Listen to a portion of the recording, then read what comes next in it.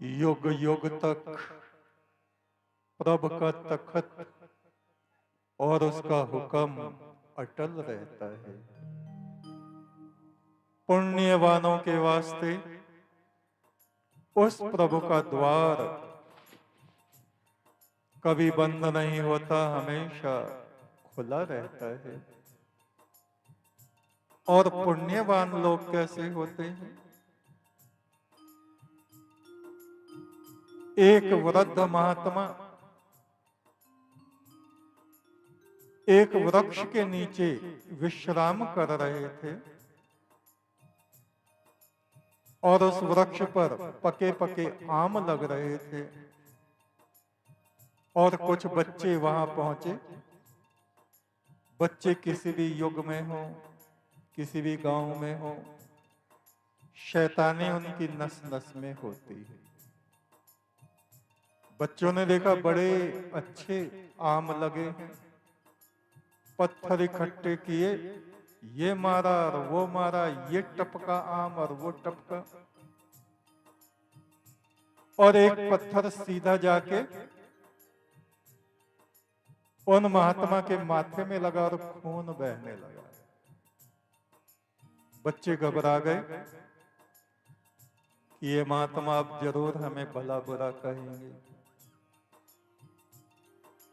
उनमें दो एक समझदार थे, वो वहां गए, कहा, महाराज जी, आपके चोट लग गई, रक्त बह रहा है। वृद्ध महात्मा थे, उनकी आंखों से आंसू आ गए। कहा, बच्चों, तुम्हारी कोई गलती नहीं है। मैं सोच रहा हूं तुम्हारे पत्थरों के बदले इस वृक्ष ने तुमको मीठे मीठे फल दिए, और मेरे पास तुम्हें देने के लिए कुछ भी नहीं है, इसलिए मेरी आंखों से पानी निकल आया। जो दूसरों के अपराधों को क्षमा कर देते हैं, वे विशाल हृदय वाले होते हैं। जो दूसरों में कमी नहीं देखते, अपनी कमी को देखते हैं, वे पुण्यवान मनुष्य होते हैं। तीन लोक की संपदा से भी यूं तो मनुष्य का लालच कभी जाता नहीं। इंसान वो ही है जो सब्र करता है, दूसरों को शांति प्रदान करता है। ऐसों के वास्ते उस प्रभु के प्रकाश द्वार हमेशा खुले रहते हैं, कभी बंद नहीं होते। फूल संदे वाले बाबा, सुखी वे जो हुक्म में चलते। फूल संदे वाले बाबा, सुखी वे जो हुक्म में चलते। वरना जाने कितने नरकों के बीच जलते। वरना जाने कितने नरकों के बीच जलते। सच्चे दरबार का मेरे मन सिमरन करो। सच्चे करतार का मेरे मन सिमरन करो। दुख सागर संसार को सहज में पार करो। दुख सागर संसार को सहज में पार करो। दुख सागर संसार को सहज में पार करो। फूल संदे वाले बाबा,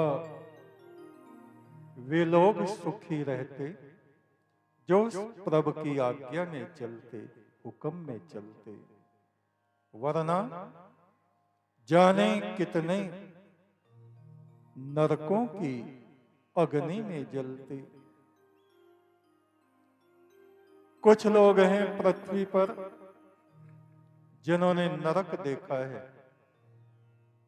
स्वर्ग भी देखा है। 19 वर्ष की अवस्था में मृत्यु के देवता भगवान यम हमें स्वयं परलोक में ले गए और उन्होंने दिखाया ये नरक है। कुछ लोग ऐसे थे जिनका मुंह चीर दिया था और उनके मुंह से खून और मवाद निकलता था। कहा ये वे लोग हैं जो शराब पीते थे। इनके बुजुर्गों ने भी इनके पैर पकड़े पर माने नहीं। गुरु ने समझाया, दूसरों ने समझाया, माने नहीं। कहा अरे क्या है, नरक में जाएंगे तो चले जाएंगे, वहां शराब चल रही होगी, परियां नाच रही होंगी, ऐसा कहते थे। ये नहीं जानते कि नरक कितनी भयानक जगह है, वो रास्ता कितना भयंकर है। पाप आत्माओं को वहां यम के दूत कांटों के ऊपर से खींचते हुए ले जाते हैं। कभी आग में डालते हैं, कभी पानी में डुबाते हैं, कभी पत्थरों से कोचते हैं। इस पृथ्वी पर बहुत से लोग ऐसे हैं जिन्होंने नरक को देखा है। उन लोगों के वीडियो भी हमने तैयार किए हैं जो आप ईश्वर के रहस्य में देख सकते हैं। उनसे अपने वार्तालाप की है।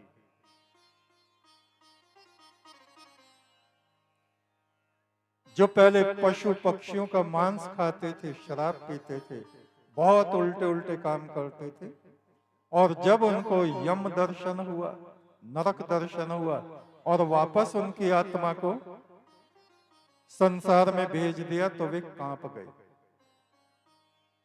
लोगों को बताया भैया ऐसा मत करो।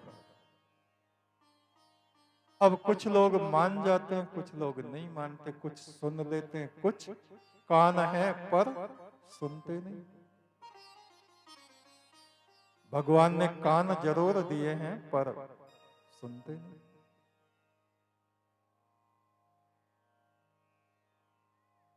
तो सुखी वे लोग रहते हैं जो धर्म की आज्ञा में चलते हैं, धर्म आचरण करते हैं, अपने बुजुर्गों का सम्मान करते हैं, उनको तकलीफ नहीं पहुंचाते, तकलीफ में पड़े हुओं की जो मदद करते हैं।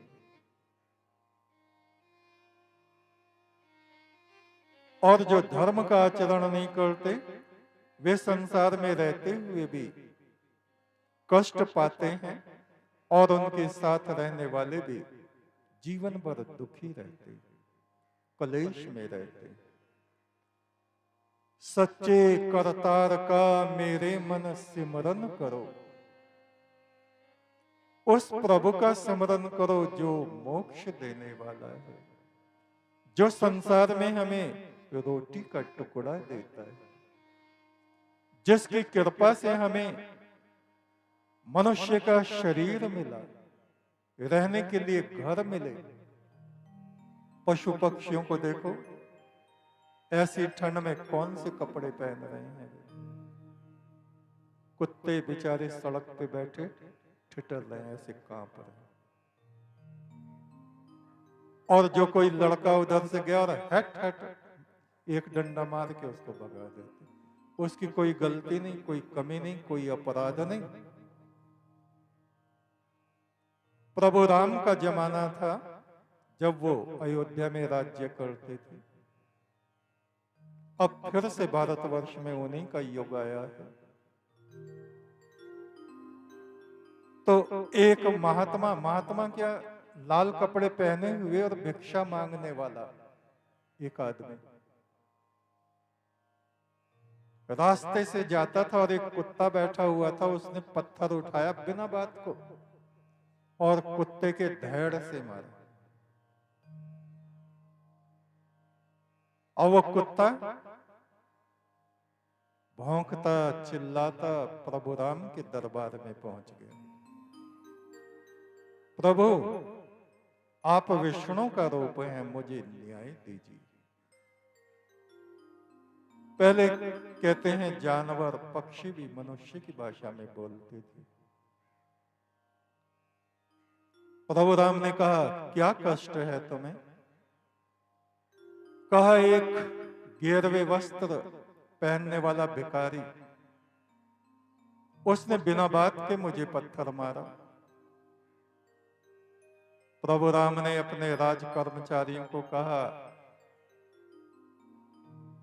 उस महात्मा जैसे व्यक्ति को ढूंढ के लाओ, कहां है? कुत्ते ने बताया, उधर गया था, वहां से ले आई। प्रभु राम ने कहा, मैं राजा अवश्य हूं, मगर भगवा भेष में या महात्माओं के भेष में जो लोग होते हैं उनको मैं प्रणाम करता हूं। मैं इनको दंडित नहीं कर सकता, इनका अपराध अवश्य है। कुत्ते से कहा, तुम ही बताओ, तुम इनको क्या दंड देना चाहते हो? जो तुम दंड दोगे वो हमें स्वीकार होगा। कुत्ते ने कहा, प्रभु, अयोध्या का जो सबसे बड़ा मंदिर है, जिसमें बहुत चढ़ावा, सोना, चांदी, भोजन, वस्त्र आते हैं, इस भिक्षा मांगने वाले साधु को उस अपने राजकीय मंदिर का महंत नियुक्त कर दो। बोले, ये क्या दंड हुआ? ये तो इसके लिए और अच्छा हो गया, वहां गद्दी पर बैठा रहेगा और राजों महाराजों की तरह खाएगा, पिएगा, सोने के जेवर पहनेगा। कि प्रभु, पिछले जन्म में मैं भी उसी मंदिर का महंत था, हराम का खाता था, मीठा खाता था, कड़वा बोलता था। लोग अपनी श्रद्धा से वहां दान करते थे, मैं उस दान का दुरुपयोग करता था। जितने पाप कर्म होते हैं वे सब मैंने किए महंत बनने के बाद, और इसी कारण से विधाता ने मुझको कुत्ता बना दिया। ये भी जब ऐसे दुष्कर्म करेगा महंत बन के, और फिर ये कुत्ता बनेगा और कोई इसके बिना बात के पत्थर मारेगा, तो मेरा बदला पूरा होगा।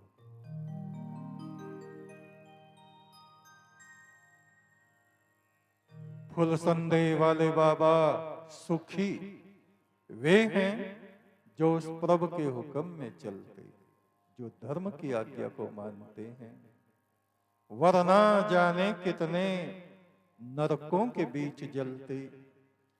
सच्चे करतार का मेरे मन सिमरन करो, दुख सागर संसार को सहज में पार करो। दुख सागर संसार को सहज में पार करो। हे पार ब्रह्म परमेश्वर, तू सच्चा है, तेरा नाम सच्चा है, तेरा उजाला तेरी पवित्र आत्माओं के साथ साथ चलता है, इस दुनिया में भी और उस दुनिया में भी। एक तू सच्चा, तेरा नाम सच्चा। बोलो सतपुरुष बाबा फुरसंदेही वालों की जय। बोलो हिंदू राष्ट्र भारत वर्ष की जय। एक तू सच्चा, तेरा नाम सच्चा। अब आरती होगी, सभी खड़े हो जाएं। आरती के बाद सभी प्रसाद लेकर के जाएं। जो भाई नामदान यानी गुरुमान दीक्षा प्राप्त करना चाहते हैं वो आरती के बाद माइक के पास आकर